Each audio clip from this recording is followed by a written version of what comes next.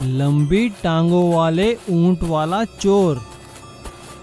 एक गांव में जगन सेठ नाम का एक बहुत बड़ा धनी व्यक्ति रहता था।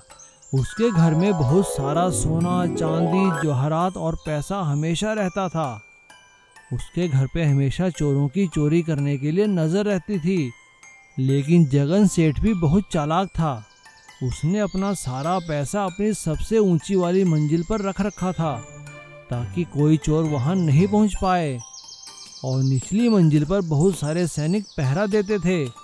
वहां पर किसी का भी जाना बहुत मुश्किल था। एक दिन गलती से एक कुत्ता वहां पे पहुंच गया।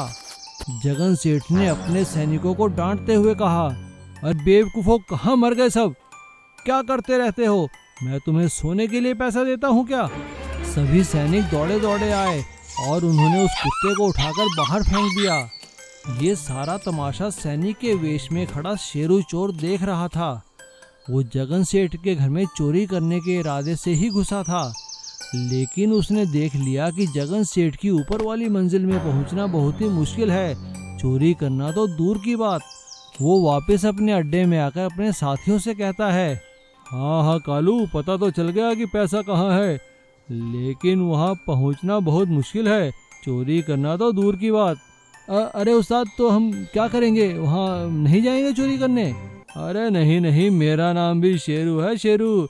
ऐसी तरकीब लगाऊंगा कि जगन सेठ भी सोचता रह जाएगा पैसा गया कहाँ और कैसे।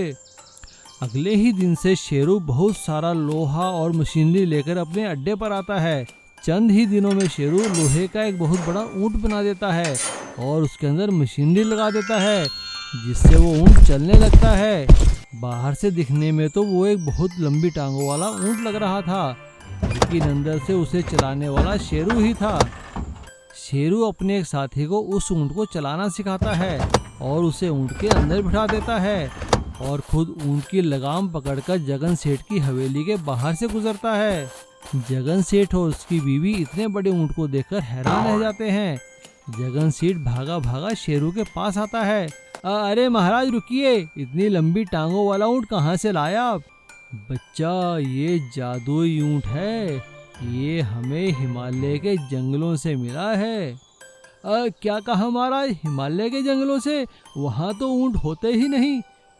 बच्चा, तभी तो ये जादुई ऊंट है, ये जिसके भी आंगन में रहेगा उसकी सभी मनोकामनाएं पूरी होंगी। जगन सेठ बहुत धार्मिक प्रवृत्ति का आदमी था और एक रात के लिए ऊंट को अपने आंगन में रखने की गुजारिश करता है। शेरू तो चाहता ही यही था। वो ऊंट को लेकर जगन सेठ के आंगन में चला जाता है। रात को जब सभी लोग सो जाते हैं तो शेरू ऊंट के ऊपर चढ़ जाता है और जगन सेठ के तिजोरी वाले कमरे में पहुंच जाता है और सारा पैसा अपने साथी कालू की मदद से ऊंट के पेट में जमा कर लेता है। अगले दिन जब सुबह उठते हैं तो जगन सेठ कर हैरान रह जाता है। अरे मैं लुट गया, बर्बाद हो गया, मेरा सारा पैसा चोरी हो गया। वो बाहर आकर देखता है तो ऊंट वहीं खड़ा था, लेकिन उसे शेरू कहीं नहीं दिखाई दे रहा था। जगन सेठ सारा माजरा समझ जाता है और इधर शेरू सारा माल चोरी करके फरार हो जाता है। जादुई संतरे का पेड़। चिंटू हर रोज अपनी माँ के सोने के बाद पास के गांव से बाग में लगे हुए छोटे छोटे मीठे मीठे संतरे तोड़ने के लिए जाया करता था। कभी कभी वो अपने दोस्त मिंटू को भी अपने साथ ले जाया करता था। एक दिन चिंटू की माँ ने सोने से पहले उसे चेतावनी दी। देख चिंटू, मैं सोने जा रही हूँ। सुबह 4 बजे की उठी होती हूँ। सारा शरीर टूट रहा है, कितना काम भी बाकी है। अब मुझे 1 घंटा सोने देना, बिल्कुल परेशान मत करना। और खबरदार, जो तू पास वाले बाग में गया, तू जानता नहीं वहाँ सांप, बिच्छू, ना जाने कैसे कैसे जीव हैं। कहीं किसी ने तुझे काट लिया तो क्या होगा? तू मेरी इकलौती संतान है रे। अरे माँ, तुम परेशान क्यों होती हो? मैं कहीं नहीं जाऊंगा, तुम आराम से सो जाओ। पक्का? हाँ पक्का। माँ के सोते ही वादा चिंटू भूल गया और चला गया अपने दोस्त मिंटू के साथ पास वाले बाग में, जहाँ मीठे मीठे रसीले संतरे लगे हुए थे। अरे मिंटू, माँ ने कहा है जल्दी आने के लिए। अगर जल्दी ना पहुँचा तो वादा टूट जाएगा और आज तो पक्का पिटाई होगी यार। अरे अरे, तू टेंशन क्यों ले रहा है? तू चिंता मत कर, फटाफट संतरे तोड़ते हैं और घर जाकर खाएंगे, ठीक है? हाँ यार, ये ठीक है। चिंटू और मिंटू बाग में बड़े बड़े पेड़ों पर चढ़ जाते हैं, फटाफट संतरे तोड़ते हैं और अपने अपने घर लौट जाते हैं। चिंटू अपनी माँ के उठने से पहले पहुँच जाता है और संतरे मजे से खाने लगता है। अचानक उसकी झोली में जितने भी संतरे थे सभी खत्म हो जाते हैं, लेकिन एक संतरा उससे छिलने का नाम ही नहीं लेता। जैसे ही उसकी माँ नींद से जागती है तो चिंटू उससे कहता है, माँ, ये संतरा तो मुझसे खुल ही नहीं रहा। अरे, तू फिर से गया था क्या बाग में? अरे माँ, ये तो कल का पड़ा हुआ है। अच्छा, ठीक है, दिखा मुझे। चिंटू की माँ उस संतरे को देखकर हैरान रह जाती है। बेटा चिंटू, ये कोई खाने वाला संतरा नहीं है, ये तो सोने का है। क्या कहा माँ? सोने का? हाँ, ये देख बेटा। माँ, अब तो हमारी गरीबी दूर हो गई, हमारे पास बहुत पैसे आएंगे ना। पहले ये बता, तू ये लाया कहाँ से? चिंटू अपनी माँ को सारी बात सच बता देता है। दोनों माँ बेटा बाग में पहुँचते हैं और तब चिंटू की माँ की नजर एक बड़े से पेड़ पर जाती है जहाँ पर सारे ही संतरे सोने के थे। अरे चिंटू बेटा, ये तो कमाल हो गया, सोने के हैं सारे संतरे। जल्दी जल्दी तोड़, भगवान ने मेरी सुन ली।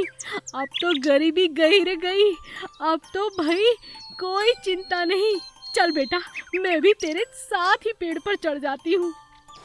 दोनों माँ बेटा पेड़ पर चढ़ जाते हैं और सारे के सारे संतरे तोड़ लाते हैं और धीरे धीरे उनकी गरीबी बिल्कुल दूर हो जाती है।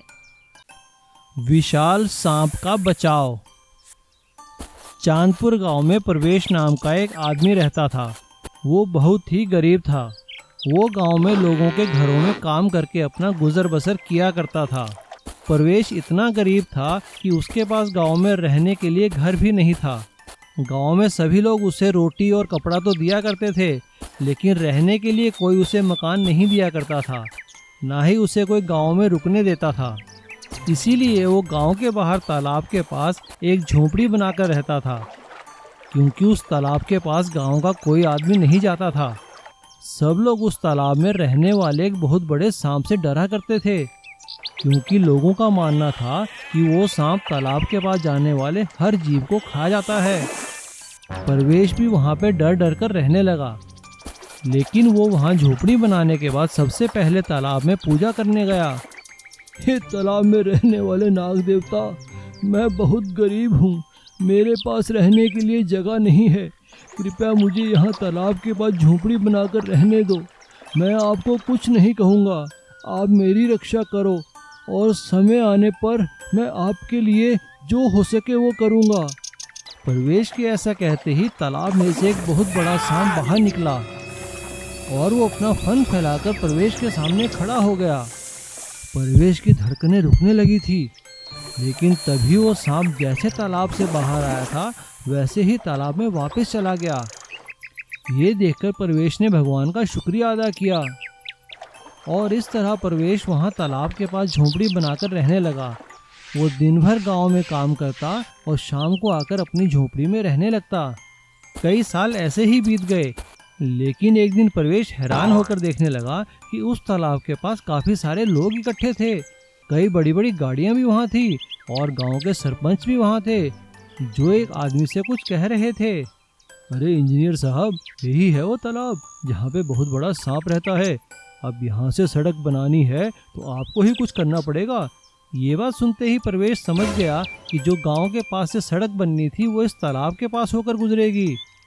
तभी वहाँ खड़े एक बहुत बड़े इंजीनियर ने कहा, अरे सरपंच जी, आप फिक्र मत कीजिए, ऐसे सांपों को तो हम 2 मिनट में ख़त्म कर देते हैं। हमारे पास बड़ी बड़ी मशीनें हैं, कुचल के रख देंगे इस नाग को। ऐसा सुनते ही प्रवेश वहाँ आया और वो हाथ जोड़कर सरपंच और इंजीनियर से कहने लगा, अरे साहब, आप सांप को मारिए मत, वो कुछ नहीं कहेगा, इसकी जिम्मेदारी मेरी है। मैं इस सांप को यहाँ से लेकर कहीं चला जाऊंगा। अगर आप कहें तो मैं पास वाले जंगल में चला जाऊंगा, आप उसे मारिए मत। अरे अरे रुको रुको, कौन हो तुम? सरपंच ने प्रवेश के बारे में सभी लोगों को बताया। सरपंच की बात सुनकर फॉरेस्ट ऑफिसर ने कहा, हाँ हाँ ठीक है, अगर तुम ऐसा करते हो तो हमें कोई एतराज नहीं है। वो सांप जंगल में बड़े आराम से रह सकता है, अगर चाहो तो तुम भी उसके साथ रह सकते हो। प्रवेश ने हाथ जोड़कर नाग देवता का ध्यान किया। नाग देवता प्रणाम, आपने सब सुन ही लिया होगा। अब हमारा यहाँ से जाने का समय आ गया है। नाग देवता, आप कृपा करके मेरे साथ चलिए। और सांप प्रवेश के पीछे पीछे एक छोटे बच्चे की तरह जंगल में चला गया। सभी लोग ये देखकर हैरान हो गए। अब प्रवेश और सांप जंगल में अपने नए घर में खुशी खुशी रहने लगे और गांव की तरक्की का रास्ता, वो सड़क भी बड़े आराम से बन गई। इसीलिए कहते हैं ना कि प्यार से हम किसी का भी दिल जीत सकते हैं।